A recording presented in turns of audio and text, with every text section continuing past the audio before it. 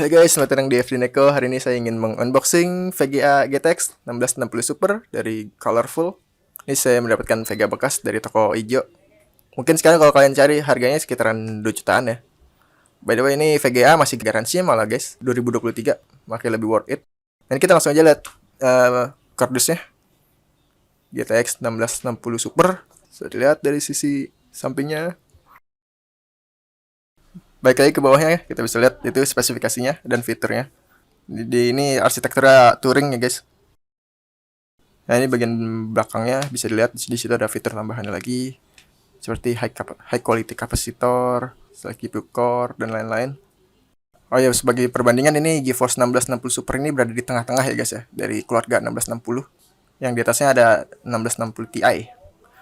Oke, habis itu kita buka boxnya. Ini digeser sini. Saya angkat.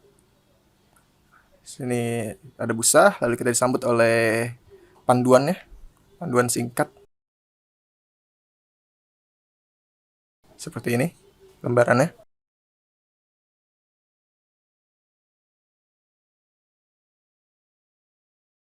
Oke, langsung ini dia VGA-nya masih dibungkus oleh anti-static bag. Kita lihat lagi dalamannya, nggak ada lagi guys, nggak ada kartu.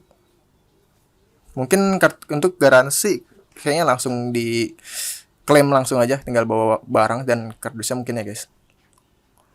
Dan mungkin invoice perlu juga. Habis itu kita buka nih plastik bagnya, anti-static bagnya.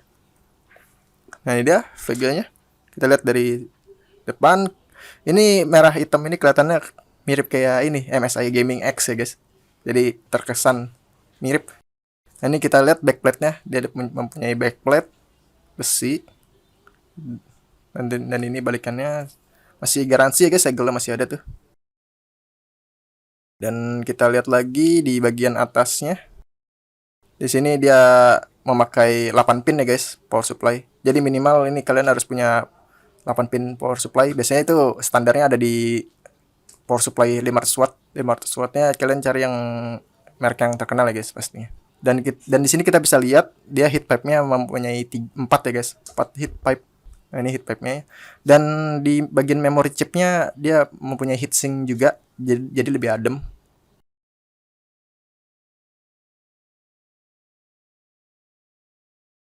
Oke, di bagian I/O ada 3 buah port, yaitu DisplayPort, HDMI, dan juga DVI. Dan juga di atasnya di situ ada lubang sirkulasi udaranya, sangat besar. Jadi lumayan adem nih kalau airflow-nya bagus. Udah gitu doang sih untuk VGA-nya. Habis itu kita langsung lanjut pasang. Ini by the way saya memakai testbed-nya Ryzen 3400G. Untuk video rakitnya pernah saya bahas, linknya ada di kanan atas. Oke, ini sudah kepasang, pastikan pengunci PCI Express-nya udah kebuka dulu. Nah, habis itu kita siapkan 8 pin power supply-nya.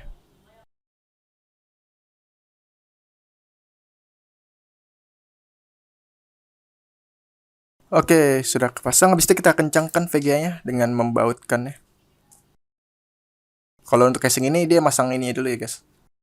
Pengaman ininya dulu PCI, habis itu kita baut VGA-nya.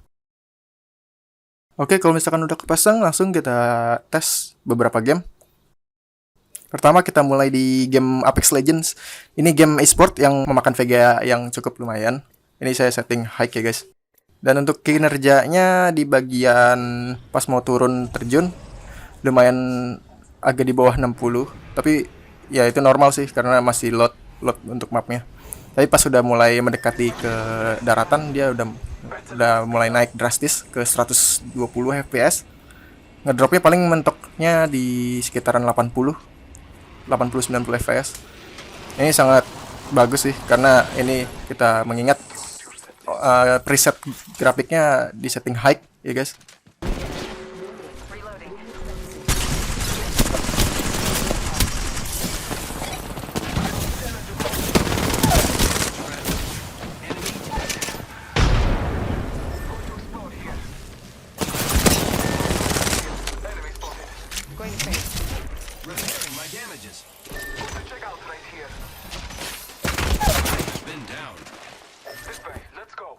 Oke, lanjut lagi masih di game e-sport. Kita masuk ke Valorant. Ini game lebih entengan dikit ya, guys. Dia malah lebih ke condong ke CPU. Tapi ini saya high-kan biar load GPU-nya makin maksimal. Nah, ini bisa kita lihat FPS-nya. By the way, ini 1080p. Semuanya pakai resolusi 1080p. Dan untuk FPS, untuk di settingan preset yang di semuanya di max out ke atas sih, ini udah lumayan tinggi sih, guys. Spike planted.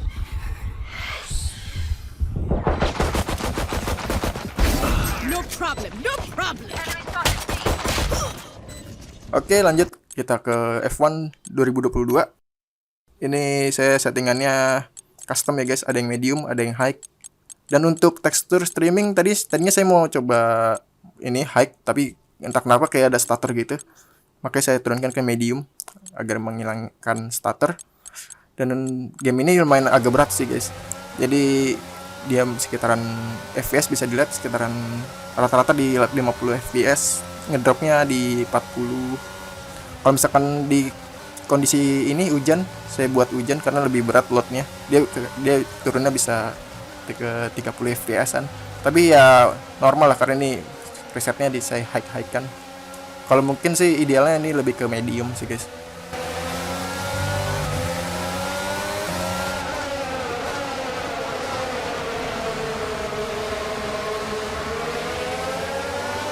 Dan lanjut lagi ke game yang baru rilis di PC, yaitu Marvel Spider-Man Remaster. Ini resolusinya 1080p seperti tadi. Kalian bisa lihat sendiri. Untuk preset grafiknya saya pakai high. Tapi untuk tekstur saya turunkan dikit. Karena karena pas saya coba untuk free roam, ini sedikit stutter ya, guys. Kalau kalian loncat-loncatnya ke gedung satu ke gedung lain ini cepet. Ini kadang-kadang suka ngedrop di malah lebih ekstrim ya, guys, ke 20 fps.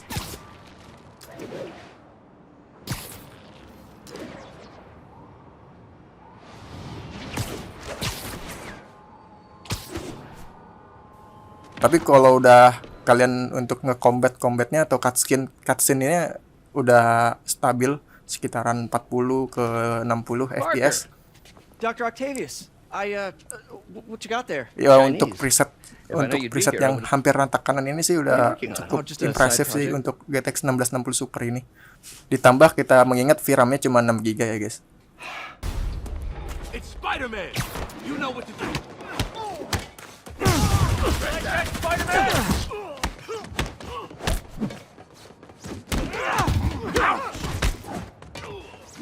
Done now. Why won't Uh-oh, more of them. I'm in an ass. Kick him down already. That's a cheap trick. Dan terakhir Far Cry 6. Ini game yang sangat-sangat berat banget di load GPU. Ini saya paksakan di high. Saya kira masih cukup handle ya, guys, tapi ternyata agak terseok-seok di 30 dan ngedrop di 27, 28. Agak sedikit ngeganggu karena ini game FPS. Karena kalau game FPS itu kalau di FPS 30 itu berasa kurang enak ya, guys. Oke, mungkin segitu aja. Jadi untuk kesimpulannya, VGA ini sangat worth it bagi kalian yang ingin memainkan game-game berat terkini seperti Far Cry 6, Spider-Man Remaster, dan lain-lain. Mungkin untuk Far Cry 6 ini yang agak intens, agak diturunkan sedikit di bagian grafik ya. Medium mungkin ya. Kalau untuk tekstur mungkin masih bisa high, tapi untuk yang lainnya diturunkan ke medium. Dan untuk harga, kalau saya lihat-lihat di bekasannya sekitaran 2 juta ya, guys. Udah mulai turun. Kemarin kalau kalian lihat di pembahasan saya di kanan atas ini, saya ngebahas hunting VGA, itu harganya masih 3 jutaan, tapi sekarang udah turun ke 2 jutaan. Jadi udah lumayan lebih worth it. Dan saya rasa sih ini emang bulan-bulan yang tepat untuk beli VGA ya, guys. Dan pastinya kalau bisa sih sarankan minimal yang ada garansinya sih, guys.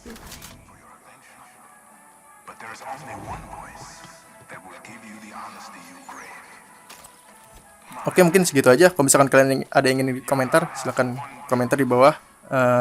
Secepat mungkin akan saya balas.